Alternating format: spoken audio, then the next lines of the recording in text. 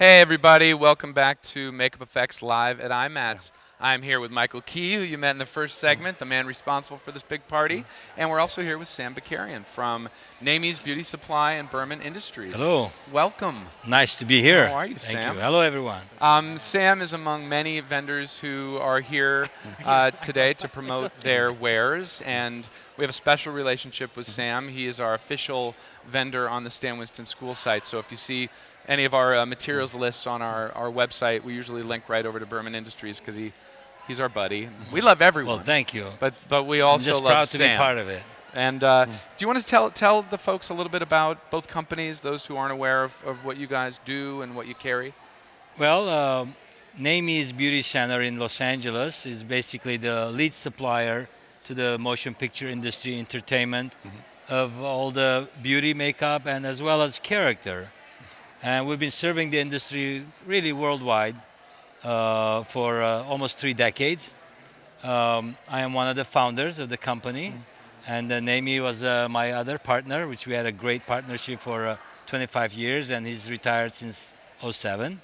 So that's what we do at Naimie's. We ship all over, all the high-end brand names of the beauty makeup, as well as the theatrical all the needs and all the supplies. And as Burman Industries, I've acquired Burman Industries from the Burman family, Sandy Burman, in '03. And we've grown that company to become the lead supplier to the special effects, where we get into more of the mold making and casting and all the resins and the foams and the gelatins and the likes. And again, we supply the world with all the fun stuff to make the monsters and the props and all the, for the special effects industry. Because you can't make monsters or makeups without supplies, and you cover it all. So yes, we do. We're happy to be working with you, and you guys are offering a discount to viewers, correct? Yes, in that spirit, we are willing to offer 20% off of our regular low prices to everyone that is viewing this show by just mentioning the code IMATS Live. IMATS Live. IMATS Live. Just call in the stores, Burman Industries or Naimie's, or go visit the store if you're lucky enough to be in LA. And you don't have to remember everything we just said. The links are in the description below this video. So check out Naimie's, check out Burman Industries. And now, Michael, we should take a tour. Tell us where we are. We are at the Makeup Museum, which has been a part of every LA show that we've ever done. And it's a very important part of our show because we get to celebrate. This is really very centric to makeup effects. Although once in a while we'll get photo collections that are more beauty-oriented. Deborah Weeks has had a few shows here. Just a few, yeah. Yes. He's had those. So what we do is we get to see things from past and present and be able to celebrate that art. You know, like behind us right here, Charlie Gamora. I mean, this is way back in the day, going to, when he was doing Gorillas and what have you, all the way to movies being done right now. So it's really a neat time to be able, and I'm really thrilled about the artists that contribute to this, because without them, we wouldn't have a museum. And you have a curator this year who is beloved member of the Makeup Effects community, Mark Viniello. Should we have him we should have him co-lead the tour with you? Let's cross over, actually. Very good. Sam, you want to get over the red, the red rope? Wow. Do I look at you? You're going to look at the camera and us. So, ladies and gentlemen, we are here with Mark Viniello in the Makeup Museum. Mark is a makeup effects artist and mold making master and foam master and too kind. everything master. You're too kind. Who's also curating the museum. So, talk to us about how this all came to be, guys, this year's collection and what you're excited about. It was great. I was back east basically on a holiday with my family, and Mike Elizalde from Spectral Motion sent me an email saying, hey, would you be interested in curating the museum this year? And I'm like, yeah, sure, I'll give it a shot. And I talked to Michael, and it was really the first time I'd really spoken to him at length on the phone. And I said, I got all this stuff from Dick Smith. I was trying to get out there. And Mike's like, wait, you have the Dick Smith stuff? And I said, yeah. He goes, let's get it out here. Let's get it in the museum. And it really, Michael Key is the reason that all this was able to come here, is because all this was shipped back east at great expense to get it here. I mean, we're shipping plaster molds and such, so that was the start of it. And then I started making some calls to some colleagues, and some people very generously donated their artwork here. But I've had this stuff in storage for over 20 years, and thanks to Michael Key, it is now seeing the light of day, and people are here to enjoy it and get excited about it. Can you walk us through some of the highlights of the collection? We'll actually get a shot. Can you get a shot in there, John Sure. Ailes, creative director? A lot of stuff, I got a lot of this stuff is when Dick had his garage sale in the early 90s when he moved to Florida. And he told all of his students, which I had just become one of his students, and he had a refrigerator full of rubber mask grease paint that he wanted someone to bid on. I guess I was the only bid because I got it. And that's a lot of this stuff here is his custom formulas to match, I think, some of the Tuttle colors and such here. And when I went to his house, a lot of the stuff had already been given away and sold, but he had a bunch of stuff that was going to go to the Larchmont dump and said, take whatever you want. So I basically filled my car with whatever I could. And so walk us through a little specific tour. Let's just go down the table Sure. and have a little tour of things. Well, right here we have a De Niro eye appliance mold that I can assume is from the Deer Hunter. I don't think he had a scar in Godfather 2, so I think that's the only time he worked with De Niro. Those two times. Brando, here's something interesting. This is labeled as Brando Scrooge Jowl. And I can assume that when he was first doing The Godfather, he talked about having appliances, and Marlon Brando didn't want to mess with the appliances. So that's how he came with the dental plumper and that iconic look. But I'm pretty sure this is the mold of the first test piece, and it was reused, I guess, for something called Scrooge, or maybe he called Brando Scrooge. I don't know, but that's what that piece is. That is only 2 degrees away from Marlon Brando's face. Right. So it's like you're touching Marlon Brando almost. It's a little greasy. I see Pacino there. Yes. The unmistakable and this Pacino. is Pacino, right? Yeah, this was from, I believe, Godfather 3. And this was a test makeup, to make the aged Michael Corleone. I believe there's a picture of one of these versions of makeup in the Dick Smith Cinefex. So I'm pretty sure this is the mold. And you can see a difference in the stone and how it was done versus what was done with Brando. I mean, there's some, he added some additives in here, Dick always modifying and changing stuff. So, sure. See that? That's cool. Yeah, I'd be happy to. Beautiful work. Yeah, it's great. And Michael, you pointed something out. Like, I got stuff from his kit, and there were these items here that you're like, do you know what that? I had no idea what it was. It's not labeled. Do you want to? Yeah, this is a company. I'll butcher the pronunciation. It's Janice. It was a company that Leonard Engelman, he purchased this company and he renamed it Tot. So this is early Leonard Engelman stuff, and I'm sure Leonard probably sent it to Dick. And there's John Calicos, Yeah. an actor that I'd worked with played a few times. You've seen him on, I think he was the original Klingon back in the 60s show. The first Klingon ever. The very first Klingon ever. And so that's obviously a color that he had mixed for John. He did a Winston Churchill makeup on him, and there was a theater technique book, and this was the bald pate that they had a picture of it in the book. And I had this mold, and when I finally got the book, I'm like, oh my gosh, there it is. So if you have the theater techniques book, the red one, this is it was for a stage play where he played Winston Churchill. This is a hand from Altered States, and it feels like a very old, dense foam rubber, and it's got to be part of the William Hurt suit that was when he turned into the creature at the end. So this was, again, just lying around. He's like, do you want it? I'm like, yeah, I'll take that. Sure, Dick, if you don't want it. So that was really nice to have. Again, we have more rubber mask grease paint here. There's something here labeled Balsam Ear. I was just talking to some guys about this, that everyone talks about Little Big Man and the marvelous makeup he did on Dustin Hoffman, but there was also other makeups in the film, and one of them was on Martin Balsam as the snake oil salesman who gets his ear chopped off, he gets his eye poked out, he gets his hand cut off, and this is a little damaged, but I think this is the chopped off ear appliance from Martin Balsam from Little Big Man. So we've got a Little Big Man mold here, which was kind of an exciting find when we pulled this stuff out of mothballs. Let me interject one piece Sure. while you're putting that back. A lot of people don't know that Dick Smith developed the first color system for television, because television obviously started off in black and white. And Max Factor enlisted Dick Smith's help in developing the first color system to work with cameras at that time. This is an early rubber mask grease in a porcelain container, which means it's very, very old. And Dick developed those colors because he was head of makeup for NBC television, which was the first He was the first makeup artist. That's oil separation, where the oil would come to the top. But Dick was the first makeup artist, staff makeup artist in television, and he was also obviously the first department head. So they built an entire industry with him being the cornerstone, and that is part of Dick's legacy. There's some more De Niro pieces here, and here's a little positive of De Niro with some clay on it. There might even be a Dick Smith fingerprint squished in there somewhere. I don't know. It looks like more like one of my sculptures. I don't think we blame that on Dick. It was to look at something. I'm not sure what it was for, but it is Roma. Yeah. It's probably hard You as don't see Roma used that often these days.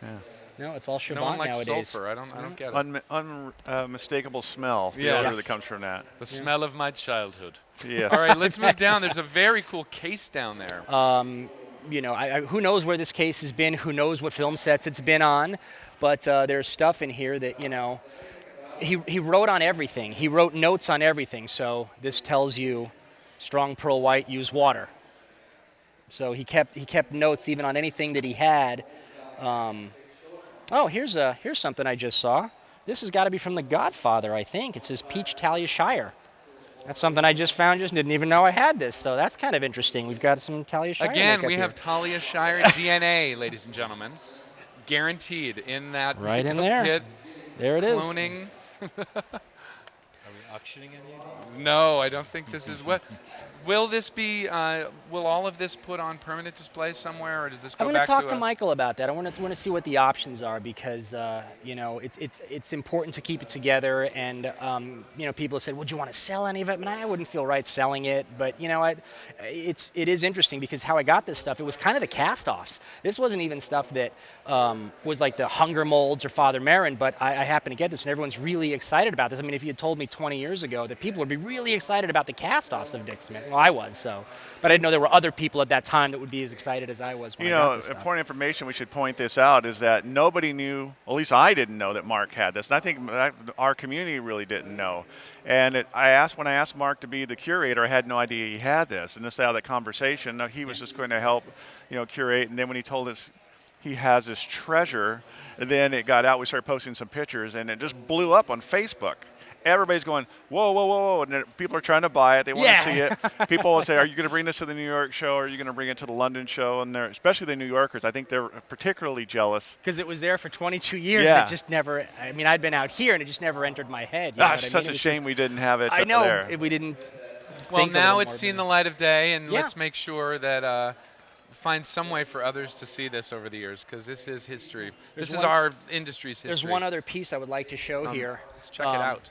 And that- Mark, just a heads up, we have 3 minutes left in this museum, so Okay, I'm gonna let's check keep that this out, quick, and then keep this let's quick. Move on, yeah. Everyone See the knows highlights. the Mr. Hyde that he did on Jack Palance. We've seen a picture of it. I don't think we've seen a picture of this particular version, but there it is, Jason Robarb's Hyde. Those of you at home, just Google Jason Robarts, Dr. Jekyll, and Mr. Hyde, and you will see the makeup as it appeared. 3 It's a minutes, we better classic. move around. Yeah, let's go to the other things here. Here we have something from Jim Beinke from Stir of Echoes. This was the film about the girl that was murdered. And he was very gracious to pull this out. The foam is very, very old, and he allowed us to have this. Chris, I'm going to butcher his last name, at the last minute said, is it too late to put something in the museum? So he made this specific piece to bring in the museum, which was very nice of him. Is Andy here? Andy is not here. He's stuck on the 210. Okay. Okay. So Okay. we can talk to him about Bogey. Andy Schoenberg, one of the finest artists and people I've ever met, did this beautiful tribute piece of Humphrey Bogart, which is was a really exceptional likeness of something. And it shows, again, the skills as artists, what we have to do as far as sculpture, paint, and stuff to make it look real. And Andy is one of the lead artists at K&B Effects. He, one of the supervisors on The Walking Dead, and in his spare time, he does cool stuff like how he this. does it. His Mona Lisa recreation That is was incredible. beautiful. And in the description of the video, if you guys scroll down, you can check out Andy Schoenberg's Mona project. Terrific artist that you need to be aware of. Okay, Let's we move have around the horn. some Silicone Heads. And this is from Cinema Makeup School, so you can see the next generation's work of makeup artists coming out and the work that they do, which is a real treat to have here, too, because you have the old and now the new. What do we have here? This is Bigfoot. This is from Stomping Ground. It was a low-budget film that was made for no money, yet Dan Russo was able to throw together this full-hair Bigfoot suit for this film. And you know, he told me the budget. I'm like, how did you have money for gas to go buy the materials with what they were giving you? But he pulled it off. And this is? This is Face Off. This looks like this is from Universal Studios. They had a maze this year for Face Off. They had several theme mazes: American Werewolf, Walking Dead, and Face Off. So this is from Horror Nights, and I believe this is Michael Burnett graciously took this stuff on a plane and got it here for us from Florida. This was for a Disney show. It was a pilot. I don't think it got picked up, but he made like 4 of these things, and it's too bad because it looks kind of neat. It was all foam and no mechanics, so it was done very old school, very Planet of the Apes kind of thing with the extended muzzle. And Very then here, cool. we have Mike Hill's work, and I don't think Mike Hill needs any introduction, but we have a Frankenstein piece he did here, which is absolutely stunning, and a tribute head of Oliver Reed, his favorite actor. And here is a real treat. This was a late addition too. Steve Wang and Eddie Yang of Alliance Studio graciously offered to exhibit these pieces here. This was done for a Beauty and the Beast film in France. And this is a display head of the character they created. That is so awesome. It's amazing. The work they do is stunning.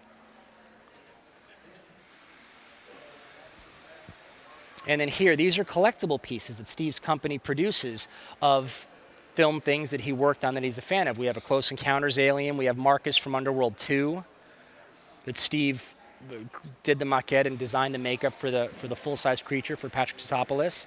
And here's a Lycan from Underworld. And then we have my favorite is what we're going to end Close with. it off? Yeah. Okay, on that side. Look at the Yeah. detail on this. Do you guys recognize this from Men in Black, everybody? There's one more thing here. Do you have Oh, time? okay.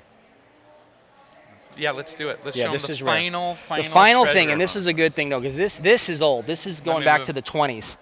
We're going to do-si-do If here not so you guys more. can see this. All right. Jason Barnett is a documentary filmmaker and makeup archivist and researcher, and he's been doing a lot of research on Charlie Gomorrah. And he had Charlie Gomorrah's makeup kit, a foam latex shrunken head, and he's currently working on a documentary about Charlie Gomorrah, and he's done a lot of research into the history of makeup and the connections that everyone thought was lost. And he's starting to put pieces together like a puzzle as far as who worked with who and who made, and he's realizing Charlie, even though he didn't get a lot of credit other than a guy wearing a gorilla suit, had some significant contributions to our industry, foam latex specifically.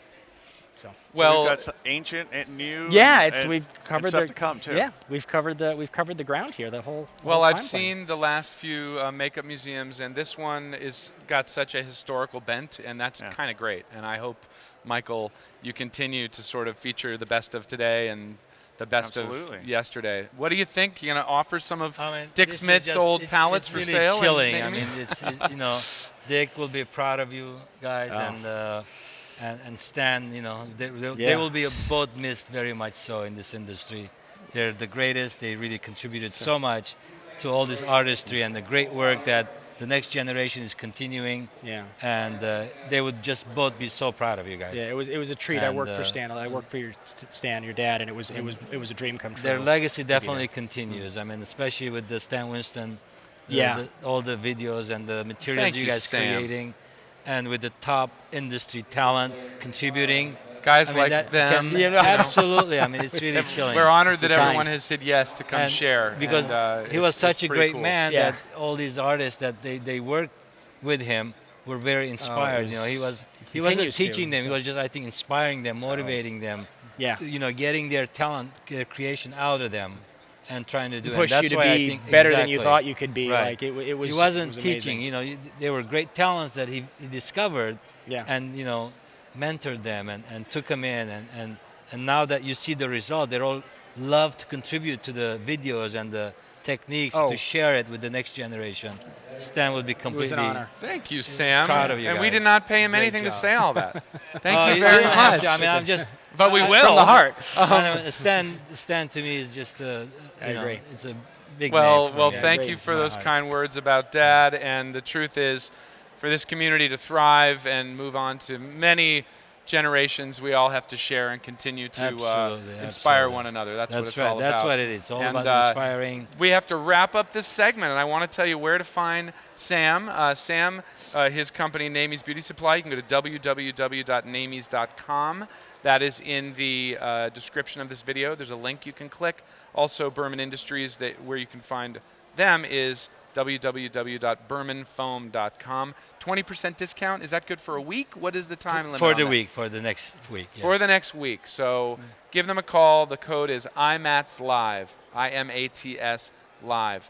And Mark Thank you for Viniello, watching. Thank you. Thank you very much. Thank you, Matt. It's always a pleasure. Well curated. Thank you. And Mark, we gave your Twitter handle I still have a Twitter in account. the description. He does Do have I? a Twitter account. Oh my Let's gosh. blow it up. I better check that out. Everyone go to Mark's Twitter account after this segment and give him some love.